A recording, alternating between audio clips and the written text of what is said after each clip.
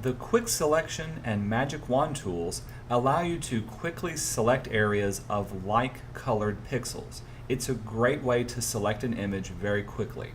Let's look at the quick selection tool first. The quick selection tool works a little bit like a brush. If we look at our tool options, you'll notice that we've got a normal, add, and subtract mode, just like the other selection tools. By default, it will always stay in add to selection mode. You'll see why in just a second. The next thing to pay attention to is the size of the brush that you have. You can adjust it up or down depending on the area that you want to select, and you can even adjust the hardness and spacing. For now, we'll keep it as it is. The second thing to pay attention to is to sample all layers and to auto enhance. Sampling all layers simply means it will look at your entire picture, not just the current layer you have selected. And this can be important depending on the project you're working on. For now, I've just got one layer, we're going to keep it off. I do recommend keeping auto enhance on because this will give you the best selection to make. Here's how to use the quick selection tool.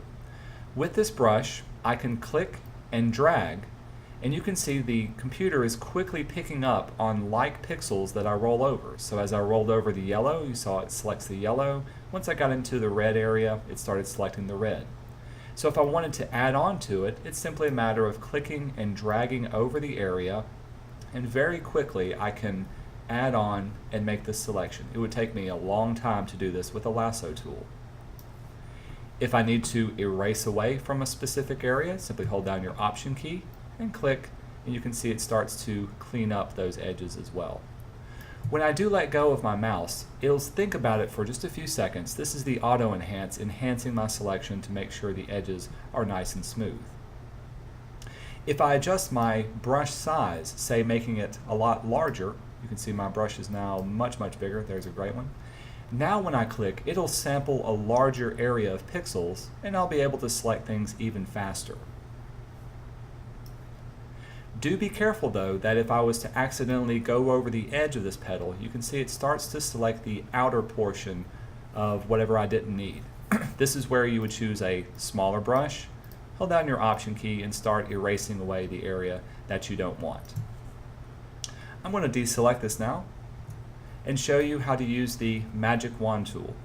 The Magic Wand tool is very similar to the Quick Selection tool in that it looks for like colored pixels. For this one, do notice that you have the normal, add to, and subtract type methods. But for this one, I'm simply going to click once on an area, and you can see it only selects just those yellow pixels. If I was to click again, it's just going to make another selection. In other words, it's not adding on to it. Now this is a good tool for selecting areas that are like colors, and it gives you a specific control over how much tolerance you want it to have. For instance, notice that when I click on the yellow here, it only selects the yellow portion of this petal. If I was to lower my tolerance from 50 to say 20 pixels, I'm going to deselect it and select it again. Notice now my tolerance area is much smaller. I even have certain areas that weren't selected. To add on to it, hold down your Shift key, and I can click several times to keep adding on to my area. If I was to raise my tolerance, let's say I made it to 100.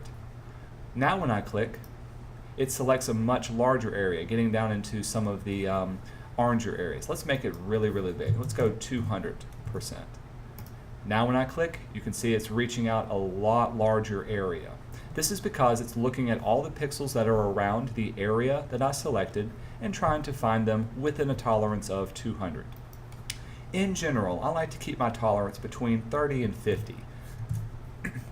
This way I can hold down my Shift key and select exactly the areas that I want to.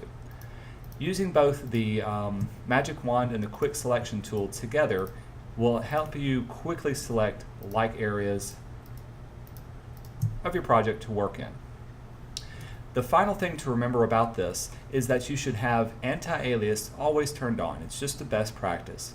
Having continuous turned on is another thing to consider. Right now, continuous is checked off, which means it looks for continuously around the area that I selected. If I turn off continuous, uncheck it, now when I click, it's going to look at all of the area within that layer that I had selected. So now all of the pixels that were within 50 tolerance of that yellow have been selected.